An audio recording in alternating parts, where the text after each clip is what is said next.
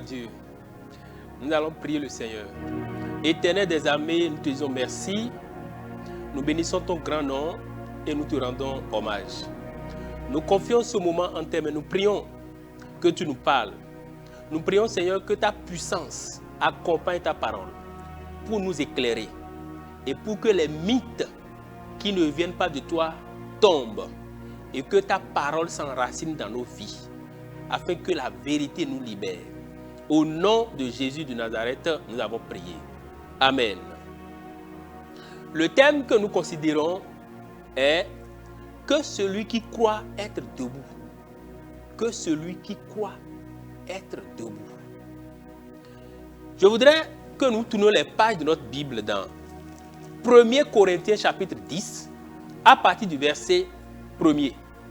1 Corinthiens chapitre 10, nous allons lire à partir du verset 1 et continuer.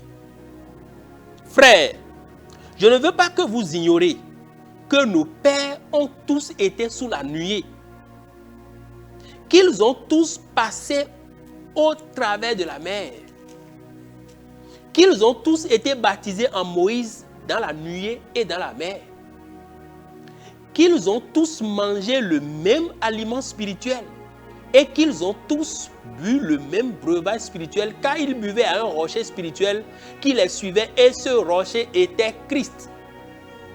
Mais malheureusement, la plupart d'entre eux ne furent point agréables à Dieu puisqu'ils périrent dans le désert. Ils n'étaient pas destinés à être périr dans le désert. Ils n'étaient pas destinés à être perdus. Mais à un moment donné, ils n'étaient plus agréables à Dieu. À un moment donné, ils se sont dissociés. Ils se sont retirés et ils périrent dans le désert. Or, ces choses, verset 6, or, ces choses sont arrivées pour nous servir d'exemple, afin que nous n'ayons pas de mauvais désirs, comme ils en ont eu. Ne devenons donc point idolâtres comme quelques-uns d'entre eux, selon qu'il est écrit, le peuple s'assit pour manger et pour boire, puis se levait pour se divertir. Ne nous livrons point à l'impudicité, comme quelques-uns d'entre eux s'y livraient, de sorte qu'en tomba 24 000 en un seul jour.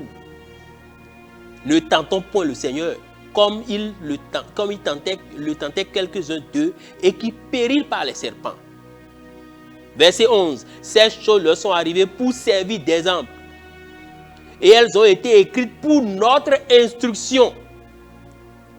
À nous qui sommes parvenus à la fin des siècles. Verset 12.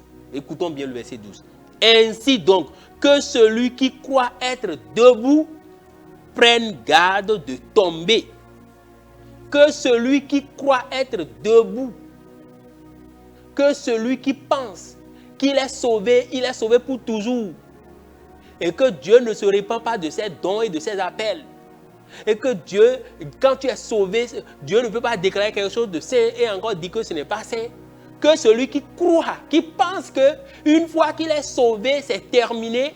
Que celui qui croit être debout, prenne garde de tomber. Hébreux chapitre 10. Lisons dans Hébreux chapitre 10 que celui qui croit être debout prenne garde. Hébreux chapitre 10.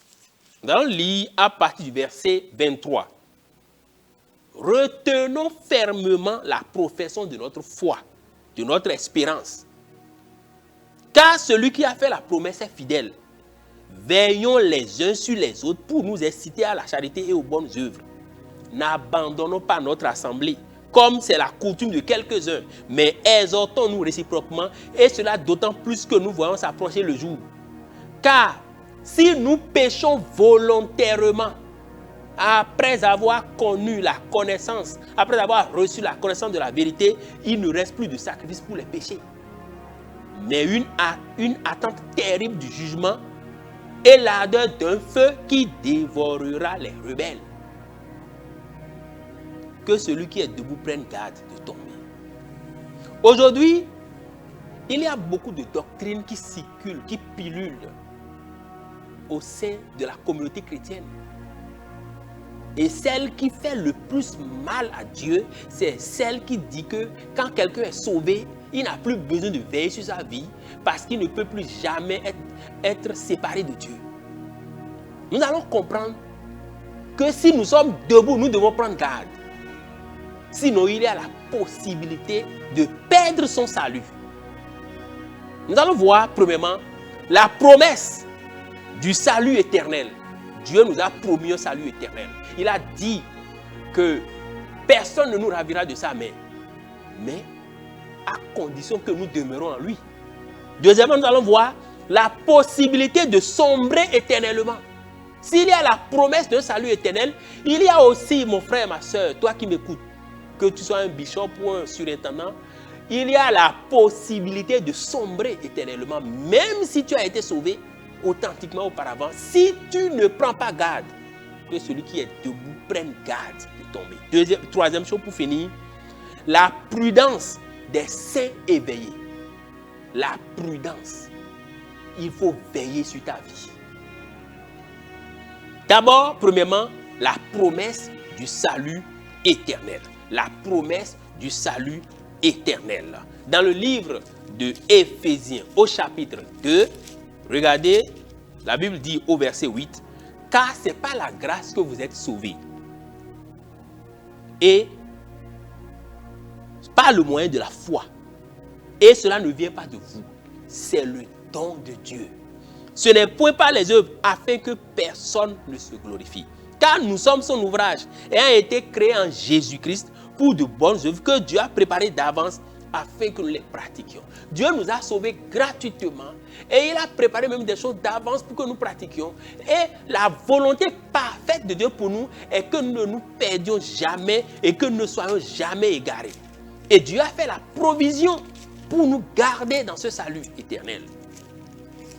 Mais si nous ne coopérons pas avec Dieu, si nous ne marchons pas avec Dieu, eh bien, il y a un danger. Regardez avec moi dans Jean chapitre 10 et au verset 1er. En vérité, je vous le dis, celui qui n'entre pas par la porte de la bergerie, mais qui y monte par ailleurs est un voleur, un brigand. Mais celui qui entre par la porte est le berger des brebis. La porte, le portier lui ouvre et les brebis entendent sa voix. Et il appelle par leur nom les brebis qui lui appartiennent et il les conduit dehors.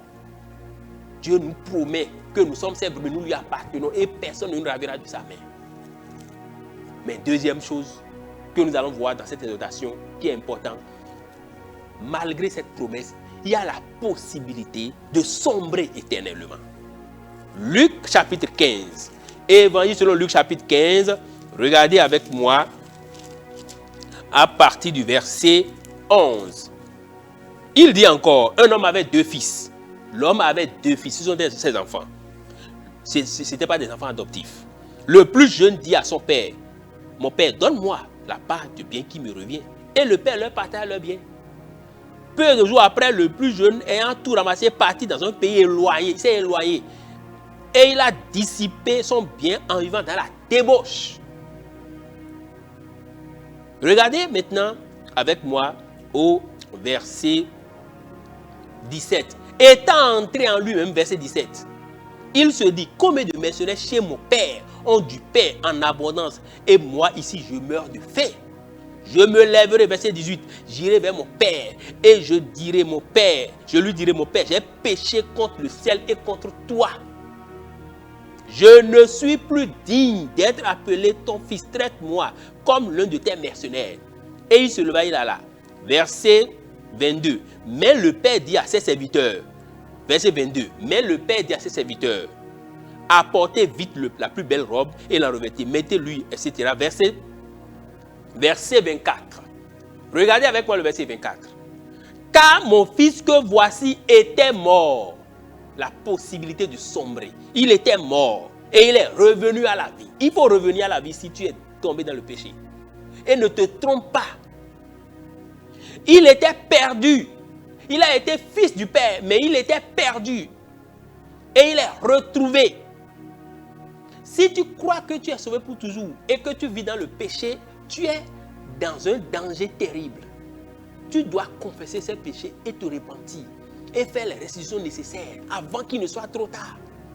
Et ne te trompe pas par des théories qui viennent des soubassements de l'enfer. Il y a la possibilité de sombrer. Regardez avec moi dans Romains chapitre 11.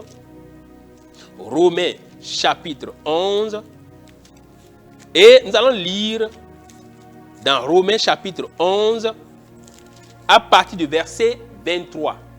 La Bible dit, eux-mêmes, s'ils ne persistent pas dans l'incrédulité, ils seront hantés, car Dieu est puissant pour les hanter de nouveau.